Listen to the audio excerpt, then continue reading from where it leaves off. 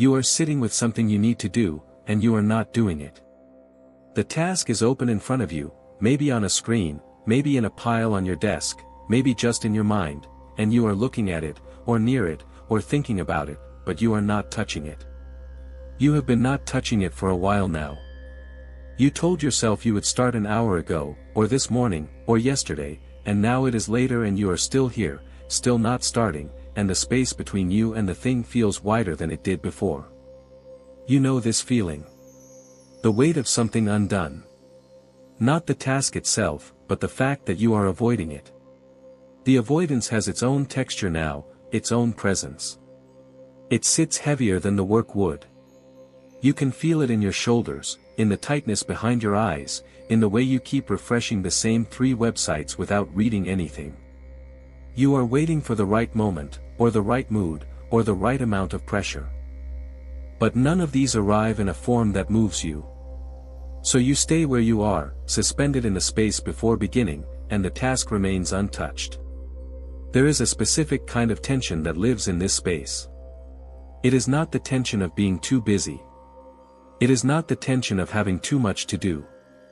It is the tension of knowing you should be doing something and choosing, again and again, not to do it. And with each choice not to start, the thing grows a little larger in your mind. It takes on qualities it did not have before. It becomes more difficult, more unpleasant, more vague. You start to forget what the actual work involves and remember only that you do not want to do it. You have told yourself many things about why you are not starting. You are tired. You are not in the right headspace. You need to do something else first. You will do it later when you have more time, more energy, more clarity. These reasons feel true when you think them. But they do not move you closer to the work. They sit beside the task, forming a kind of wall, and you sit on the other side of the wall, scrolling, rearranging things, making tea, checking messages that do not need checking, doing small tasks that do not matter, anything except the one thing that does. And underneath all of this, there is something you do not say aloud but that you know. You are afraid of the task. Not in a large, obvious way. Not in a way that makes sense if you describe it to someone else. But afraid nonetheless. Afraid it will be harder than you think. Afraid you will not do it well. Afraid you will start and then not know what to do next. Afraid of the discomfort of sitting with something that does not come easily. So you do not sit with it. You keep it at a distance. You think about it instead of doing it. You plan to do it instead of doing it. You wait for it to feel different than it feels right now. But it does not feel different. It feels the same each time you return to it, or worse, because now there is also the accumulation of all the times you did not start. Now there is the weight of your own resistance. Now there is the story you are telling yourself about what it means that you are still not doing it. You are undisciplined. You are lazy. You are incapable of following through. You are always like this.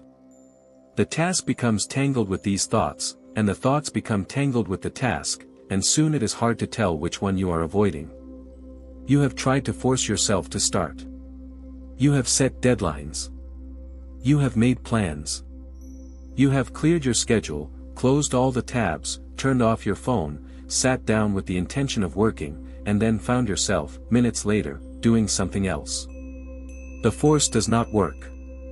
Or it works for a moment, and then it stops working, and you are back where you were, only now you also feel worse about it. You have failed again. You have proven to yourself again that you cannot do the thing you need to do. The effort to force yourself becomes another layer of resistance, another thing that makes the task feel more impossible than it did before. There is a particular exhaustion that comes from this. Not from working, but from not working. From spending hours circling something without touching it.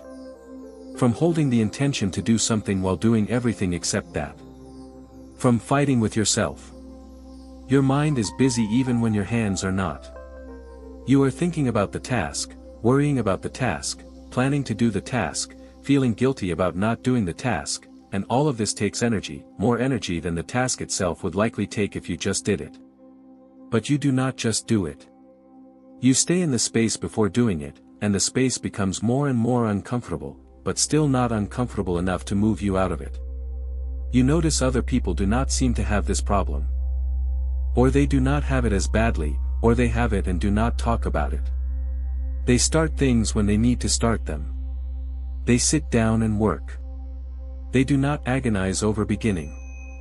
They do not spend days building up to something simple. Or maybe they do, and you just do not see it, but from the outside it looks like they are fine, like this is not hard for them, like they do not understand what you are dealing with. And this makes you feel more alone in it, more convinced that there is something uniquely wrong with the way you approach work, the way you approach anything that requires sustained effort or discomfort.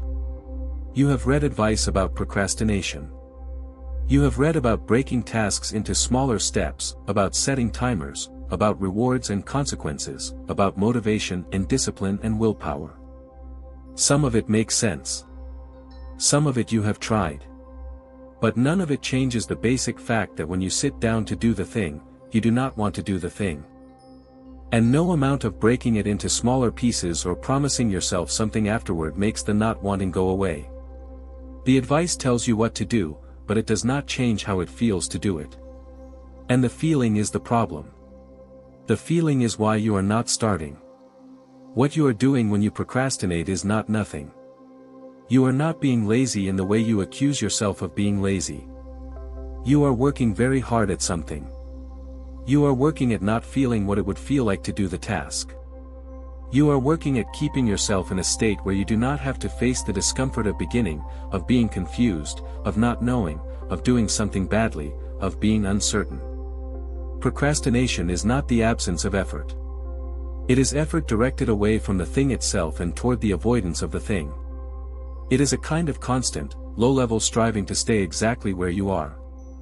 And there is something almost automatic about it.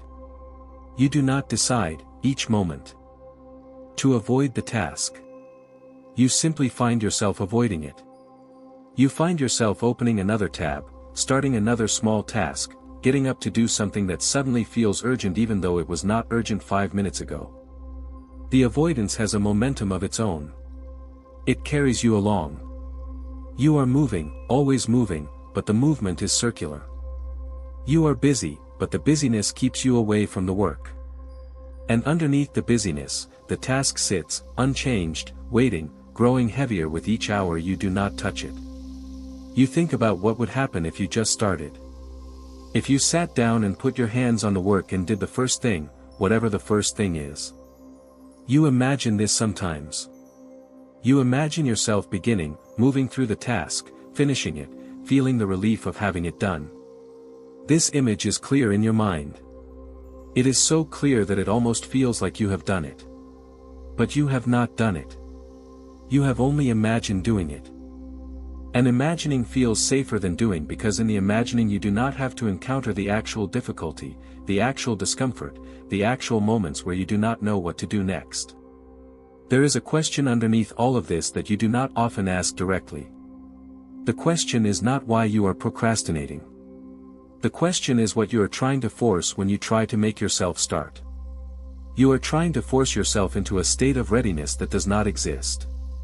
You are trying to force yourself to feel motivated, to feel clear, to feel certain about what you are doing and how to do it. You are waiting for the work to feel different than it feels, and you are using force to try to make that happen. You are pushing against your own resistance. You are striving to overcome the avoidance. And the more you push, the more resistance you create. The more you strive, the heavier the avoidance becomes. What if the problem is not that you are not trying hard enough? What if the problem is that you are trying too hard? What if the effort you are putting into forcing yourself to start is the same effort that is keeping you from starting? What if procrastination is not a lack of discipline but a response to too much force? What if your mind and body are resisting not the task itself but the way you are trying to make yourself do the task? You sit with the task in front of you, and instead of forcing yourself toward it, you stop forcing. You stop trying to push yourself into readiness. You stop waiting for motivation to arrive. You stop constructing elaborate systems to trick yourself into working. You stop fighting with the fact that you do not want to do this. You simply notice that you do not want to do this. You notice the resistance without trying to overcome it. You notice the discomfort without trying to avoid it. You sit with the not wanting, and you do not make it mean anything about you. It is just how it feels right now. And in the absence of force, something shifts. Not immediately. Not dramatically. But slowly, quietly, there is space. Space where the striving was. Space where the fight was. And in that space, there is a small possibility. Not the possibility that you will suddenly want to do the task. But the possibility that you could do the task even though you do not want to do it. Not because you have forced yourself. Not because you have overcome anything. But because the doing does not require the wanting. It never did. You made it require the wanting. You made it require the right feeling, the right state, the right amount of readiness. But the work does not care how you feel about it. The work is just something you can do or not do. And right now, in this moment, without force, you can do it. So you do the first thing. Not the whole task. Just the first thing. You open the document, or you pick up the pen, or you read the first line, or you write one sentence. You do this without fanfare. Without promising yourself you will continue, without making it into a big decision. You just do the first small thing because it is there and you are here and there is no reason not to do it except the reasons you have been giving yourself, and those reasons are just thoughts. They are not barriers. They are not facts. They are just the story you have been telling about why you cannot start. And once you have done the first thing, the task is different. It is no longer the thing you have been avoiding. It is the thing you have started. The starting changes it. Not because the work itself has changed, but because you are no longer holding it at a distance. You are in it now. You are touching it. And touching it is easier than thinking about touching it. Being in the work is easier than being in the space before the work. Not easy in the sense of simple or pleasant. Easy in the sense of less effortful. Less strained. You are no longer pushing against yourself. You are just doing what is in front of you. You do not do it perfectly. You do not do it quickly. You do not suddenly find that you love doing it. You just do it. You move through it in the same way water moves through a channel, not because it is trying to move, but because there is nothing stopping it from moving. You are not forcing yourself forward. You are simply not forcing yourself to stay still. And without the force to stay still, you move. Slowly, sometimes. Awkwardly, sometimes. With long pauses and moments of staring and times when you do not know what to do next. But you are moving. You are in the work. And the work is happening. This is not a solution. This is not a method you can apply the same way every time. This is just what it looks like to stop fighting with yourself about starting. To stop waiting for the right feeling and start from the feeling you have. To stop trying to overcome resistance and start by acknowledging resistance and doing the work anyway. Not in spite of it but alongside it. The resistance does not have to go away for you to begin. The discomfort does not have to resolve. You do not have to want to do the work. You just have to stop insisting that you should want to do it before you do it. You are still sitting with the task. But now you are doing it. Not doing it well, maybe. Not doing it joyfully. But doing it. And the doing is enough.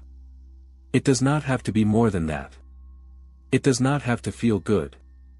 It does not have to mean you have fixed something or learned something or become someone different.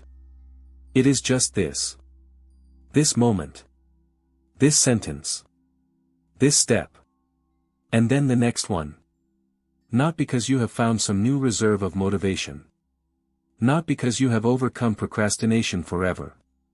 But because you have stopped making beginning into something bigger than it is. You have stopped turning it into a battle. You have stopped waiting for a feeling that was never going to arrive. And in the absence of all that striving, there is just the work, and you, and the small simple fact that you can do this now if you want to, not because you have to, not because you should, but because it is here and so are you. The task is still difficult. It is still uncomfortable. But it is no longer impossible. It was never impossible. It only felt impossible because of everything you added to it. The stories, the resistance, the force, the waiting. Without those things, it is just work. And work, even work you do not want to do, is something you know how to do. You have always known how to do it. You just forgot, or you stopped believing, or you made it harder than it needed to be. And now, without trying to make it easier, without trying to fix yourself or change how you feel about it, you are doing it. You are here, in the middle of it, and it is fine. Not good. Not bad. Just fine. Just this.